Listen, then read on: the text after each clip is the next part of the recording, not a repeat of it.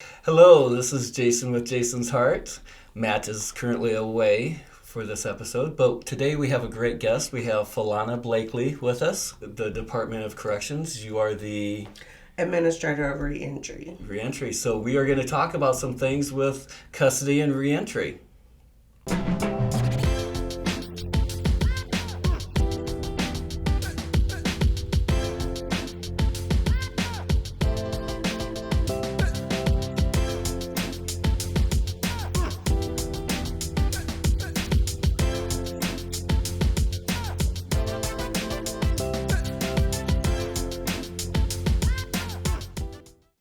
All right, Philana, how are you doing? I'm doing well, thank Good. you. I actually know Philana previously at a previous employment. She had was working in the same building as I, and so it was always great to be able to sit there and give you a high five. It has been probably what, 5 years since we've done that? It'll be 4 4 in years. May. Yeah. Wow, time Yeah, flies. it Time does. flies. But today I wanted to talk to you about what you do with the Department of Corrections administrator for the reentry program.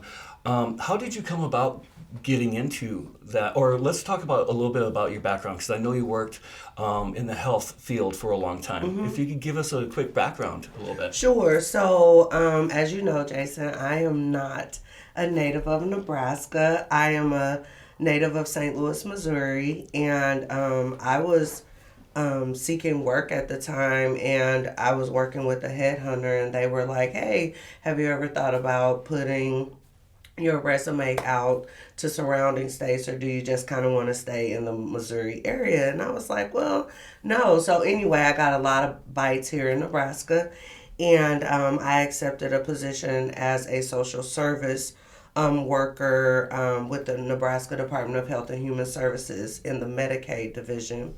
And that was in April of 2013. So I moved here April 13th, 2013, started the employment April 19th, 2013, and I've stayed. So kind of at Medicaid, I was working eligibility, so it was at the customer service center. And to be quite honest, while I do people really well, I didn't do eligibility determination very well. I was looking for more of a leadership role, so I became a social service supervisor, wherein you had to come and help me a lot with my computer. And my system was crashing because I was supposed to be doing case reads and phone observes, just all these things. But I quickly also found out that that wasn't exactly the leadership role that I wanted to do, because it was focused a lot on not so much as, I don't believe as a supervisor it's all quality assurance. It should really be about developing the people. So I sought another opportunity, and so I applied to Nebraska Department of Corrections in May of 18, and I was their administrator of religion and volunteer services, which basically ran that for all 10 facilities at that time. And it had more of an influential role with policies and, proposals with those incarcerated about their religion rights and things like that. And I fell in love with it. And the opportunity to become the administrator of reentry presented itself last February in 2021, where I did it in the interim, and then in April of 2021 it became permanent. So now I run the reentry program for the entire state prison system. We do have some affiliation with the county jails, but I don't run their reentry, but I do run it for the state prisons. I understand. There was one thing that you said there that really kind of sparked me, development of your people that you're working with. And you wanted to do that back when you were with DHHS, but now you're actually working with the development of those who are incarcerated, Absolutely. getting ready to, reentry. Can you describe some of the things that you work with Sure. at in your current position? Sure. So statutorily, we have several obligations that we have to meet, and so those obligations are that we have an initial parole planning meeting. We have a preparation meeting prior to that. And then, of course, the reentry specialists are at their parole hearings, but we assist them to plan not only their incarceration, but we assist them in planning their planning after incarceration. So we do an initial orientation, which is approximately 2 to 3 weeks upon their entry to NDCS, and we talk to them about the various programs, what classification looks like, all of the activities educationally, recreationally, spiritually, how to really make the best use of their time while incarcerated. So we usually walk along with those individuals initially, and then there is quite a bit of break in between there because we, again, don't fully reconnect with them with the planning until about 120 days out from their parole eligibility date. And that's where we get into the meat and the bones. Where are you going to live? Is employment a concern? Do you have medical concerns? Transportation, things like that. And we get into putting together what we call their treatment plan or their, transitional plan for release of incarceration. Correct. One thing on there, Matt and I have been doing a couple podcasts where we kind of speak about some of the numbers with the rate of where people come back into reincarceration is about 25.5% here in Nebraska. That's 1 in 4. That's tough. It is. That's tough. It is. You're talking about when they are about ready to get released, you start getting into the meat and the bones of that. Where are you going to live? What are you going to do? Where are you going to have income? Those are questions that we've been asking as well. What's next is what we say. Whether someone in a treatment center or someone who was a veteran that has successfully or honorably been discharged or incarceration, what's next? And so that's where Jason's heart is trying to, come up with something that's innovative that is that one, what's next. What's some things that people can do, some of our listeners can do to help you in what you do and what you're striving to do? Are there volunteer opportunities? Absolutely. Are there funding opportunities that you need to help with your program? So I can speak on two things really. So there are various volunteer opportunities within Nebraska Department of Corrections. A lot of people would not regularly consider us. We have a really large spiritual or religion community of volunteers, but we really could use volunteers in other areas as well. Like we know that there are probably a lot of retired educators. There's a lot of retired creative artists, things like that. So we're talking about pro-social programming that could really use some additional volunteers. And we have a great volunteer coordinator that took over my previous position and a volunteer services manager that could really connect them in a facility that's not far from their home. It's 1 hour, 5 minutes, or if you want to do 10 hours a week, but there are great volunteer opportunities which will help with some of those soft skill trainings. We also have a great vocational and life skills grant program that is also under me where we will work with community nonprofits across the state that do employment training and interview readiness and basic skill, not basic, but moving from basic to moderate skills for gaining employment and then, remaining employed. But as far as reentry goes, the statistics, please forgive me, that you just quoted, it is hard to hear. And it is, in fact, nearer to the truth than any of us would probably like to know. But the one thing I would encourage all of your listeners, whether it's you're a friend of someone incarcerated, a family member of someone incarcerated, learning what that support looks like, because the world has completely changed prior to that individual's incarceration and then their post incarceration. So we have an idea of how I can love my husband, my wife, my spouse, my son, my granddaughter. However, but having an experience with incarceration and then coming back out, that person may not acknowledge as well, but they've indeed changed by proximity, environmental. They may not even realize how behind their knowledge and information is. So becoming informed on what best support looks like, what resources are in your community, where do you go for help if conflict, communication, basic communication is breaking down. Being able to resolve that without it escalating back to violence, drug use, putting a person out or leaving, but substance use plays a huge part in the recidivism rate, and that is by choice, a very individualized. But we also know it's an epidemic. We also know it is a disease. So housing is lacking. So, because every individual that comes to us, if they have a felony attached to their name or their identity, that bars them from so much. So, I would say that there are community things that aren't really happening to welcome them, and then the lack of understanding, the lack of information, and also just individuals having the ideology that, oh, I'm still the same person, hopping from corrections back to the community.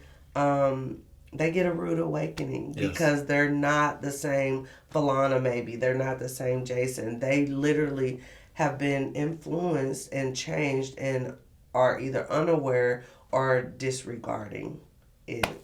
Yeah, I'm sitting there thinking about that. If someone were to have gone into custody in 2019 and they were just released today, just think about the last 3 years and everything that's happened. It would be an eye-opening experience. It would be very difficult to adjust. And that's something that, I'm kind of happy with what our program is coming through, because one, it gives you that structure that, is right there. It gives you that support to be able to go through and have that class.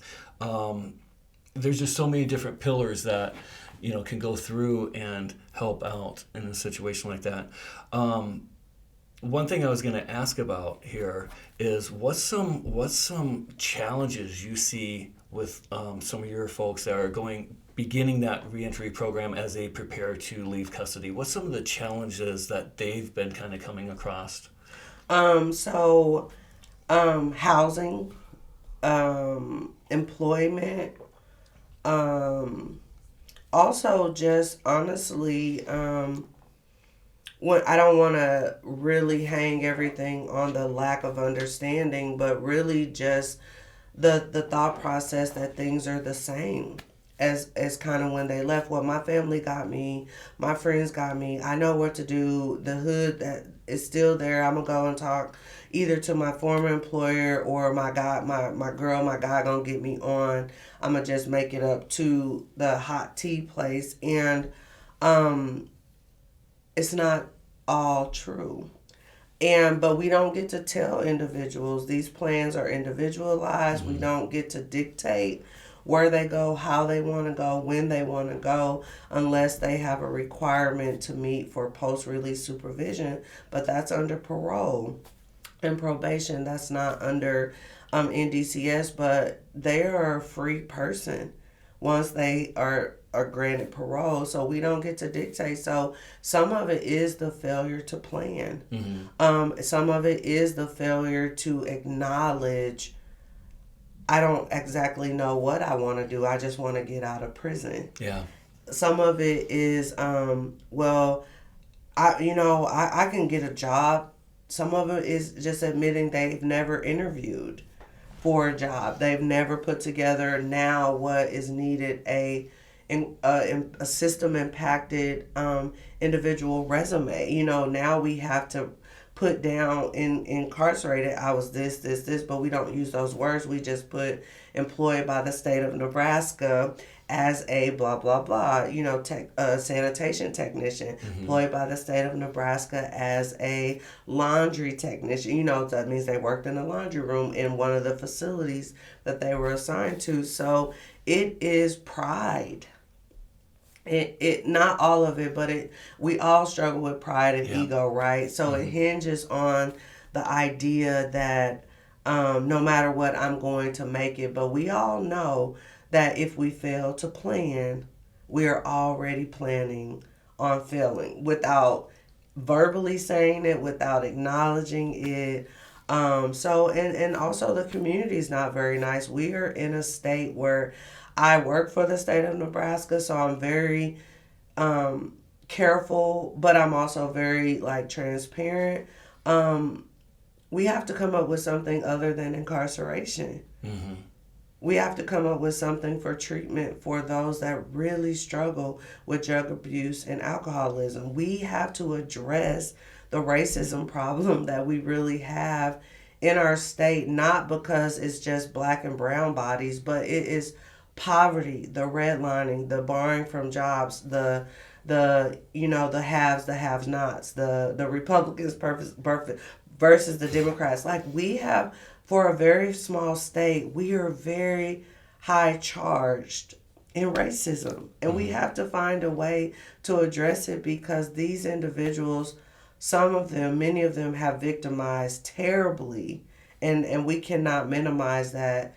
But we've not even addressed the harm that they've been endured either. Yeah, that is true. We're going to actually split it up into 2 parts here. So we're going to go ahead and end this one right here for part 1. And then we'll have a continuance. Yeah, continuance. Because she has a great insight on where things are at with the position she has, working with the people she does work with. Yeah. Her desire to make her program help the people more. Right. That's her goal. Yeah. And it's just good thing. So Yeah. I'll let you go with what you're going to say. No, I was going to just kind of add on to some of the other things she talked about too and you mentioned this, how making health issues become criminal issues rather than being okay with, someone just needs some mental health assistance or they have that barrier in their life. Let's not, incarcerate them or put them in custody, so it's like that concern of taking health issues and making them legal issues or incarceration issues when they really aren't. So I think we need to be better about not doing that, I should say. But I think, she's spot on talking about the future of incarceration and custody in Nebraska is going to change drastically. I think it has to. It does. I don't know there is no other option. We have to do better. If you want to stop the rate of return, right, you have to deal with the issues. And it's not necessarily a punishment issue, right, but more as provide the assistance needed for that person to be able to not return. Yeah. I will say on that note, I will share, today we did an on-site training, and a lot of people may not know this, but one thing we do is oftentimes we'll take our curriculum and pull little nuggets out of there, little 1-hour trainings. We do them online, so jasonsheart.org, you can look them up. But we also offer those with our nonprofit partners where we can come on site and work with their teams that are if they're going through a substance use program or whatever program they're in, we can add to it by adding little pieces about financial, which is the one we did today, is the personal financial hacks. We can do parts about interviewing and job applications and things to just bring value to those folks that are, they're bootstrapping, man. They're grabbing their boots and pulling them up, and they're reinventing themselves. They're changing their direction of their life. They're pivoting. They're improving. They're fighting hard to be better. And so, we oftentimes, or I guess we all do, but Jason's Heart, always find ways. How do we support that? Because if someone's willing to learn and do that work, we need to be behind them. Yes. So that training today, we had went to St. Monica's to PMC, which is Program Mother Child, or Project Mother Child. Sorry. Oh man, what an amazing experience. I mean, seriously. I mean, it was an hour, and we were good on an hour, but it was an extra hour. Just, I mean, the engagement and the questions they had about stuff was insane. Like, they were all over the information and like writing down notes, and I always send out the references when we're done with all the links and all the steps of stuff. Offered to them, call us if you need help. And, we went through a lot of information. Call us. We'll help you through this. I'll get you to this site. I'll help you do that, or help you check your credit report, and giving them those just basic strengths. And this is a conversation for another episode, but we just talked a lot about traditional male and female roles and how they, oftentimes feel maybe vulnerable because they don't have those skills. Maybe their husband did it, because that's more of a traditional thing over time, which is obviously changing now. And I said, well, that's why it's even more important that I'm here now talking to you, because you ladies need to have this information more than ever, more than anyone else. We need to empower you to be your own person, to know how to do these things. And just the smiles on their faces and the engagement, it was just like bowled you over. Well, like how important just realizing in the moment how important it is to be right there, right then, and doing that thing. It's so rewarding. I mean, it freaking brings tears to my eyes. It was amazing when you came back. You just said that was the best thing ever. I mean, it's serious. I could see it in your voice, but the fact that it was an hour-long program that you were scheduled for, and you stayed an extra hour just because of all the questions, right? That right there says there was a need for that. And we actually were speaking with them just prior, and when we told them what kind of classes we had, the person I was talking to said, I'm going to stop you right there. I'm smiling from ear to ear. We just had board members go over and talk to our clients and say, what were some of the classes? And that class that you just did was one of those classes that they wanted. So that's just, it feels good to know that we have something that others are wanting out there. So, one thing I want to say to our viewers, if you're in the Lincoln area and you work with clients and you feel that one of our classes would work for you, contact us. Let us know. Yeah, we'll come on site and make it super convenient. Yeah. Like they were able to come right out of their normal stuff they were doing, and they were just having lunch and then ready to go, and we got there, and I mean, we made it super fun. They had a ton of questions. They were they were like sponges, which is so valuable. It's not valuable. It's rewarding to see people actually want to learn and engage with it, and just see the pivotal moment, the epiphanies when they're like, why did I never do this? Why did I not know this? Things that maybe their partner did for them. Maybe I don't know what the case is, but they know it now. And to offer that as a resource, like, you can call us. We'll help you through this. We're not just saying, here's all the info, good luck. It's like, no, when you get to the point where you're going to implement it, call us. We'll help you through it. It's more than just into the deep end, right? We're actually going to, grab your hand, partner with you. Let's walk it together. We'll get through it, kind of thing. But it was just super valuable. It is, I can honest to gosh say, it is like one of those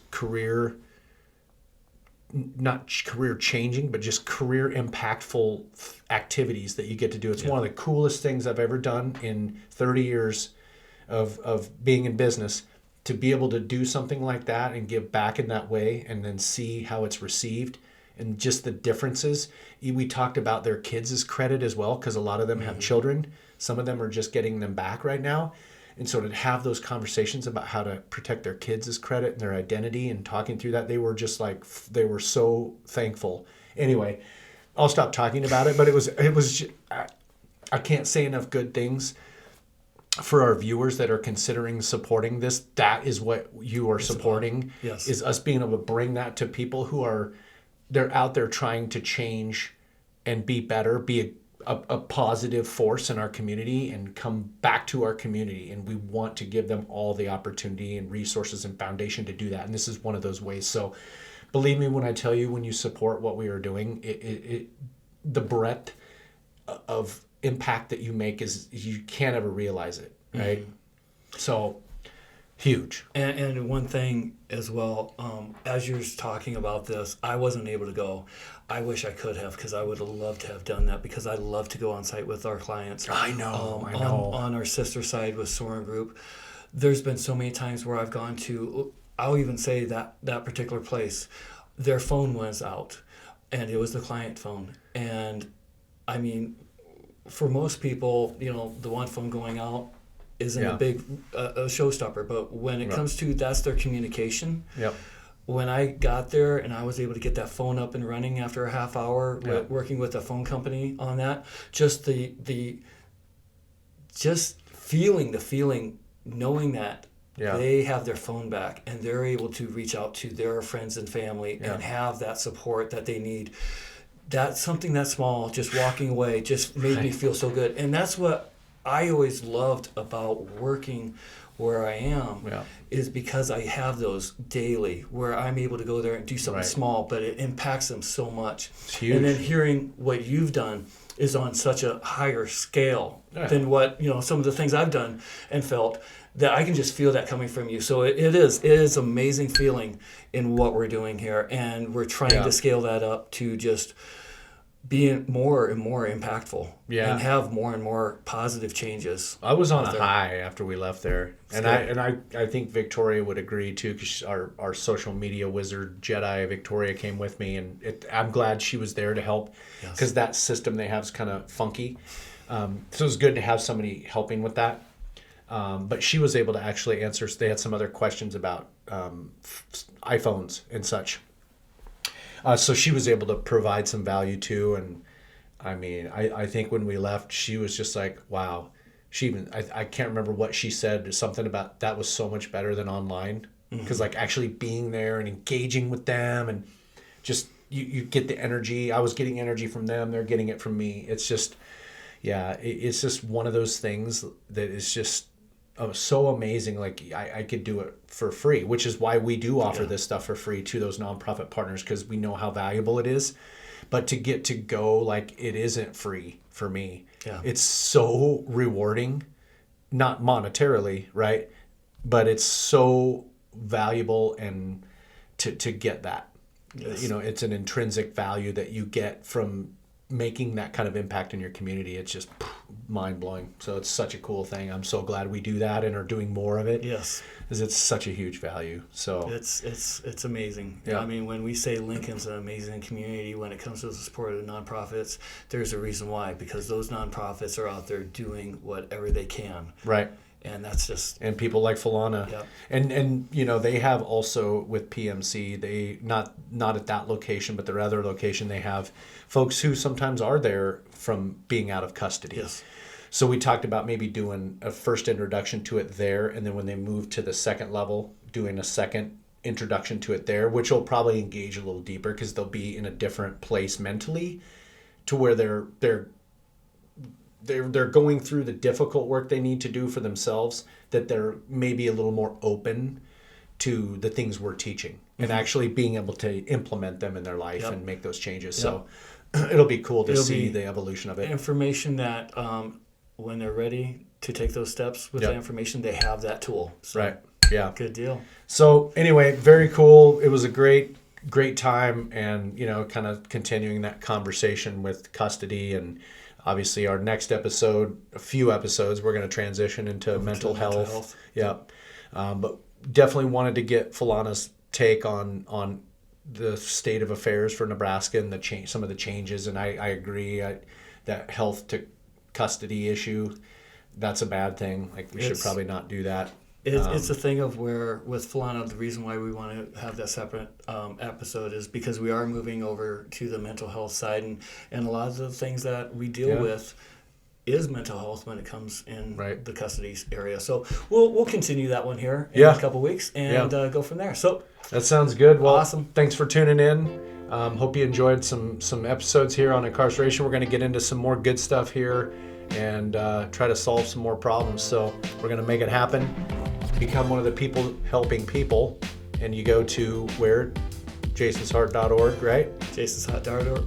Yeah, jasonsheart.org. It's a tongue twister. And also on the social media, Jason's Heart 402. Yeah, look us up and help us become better.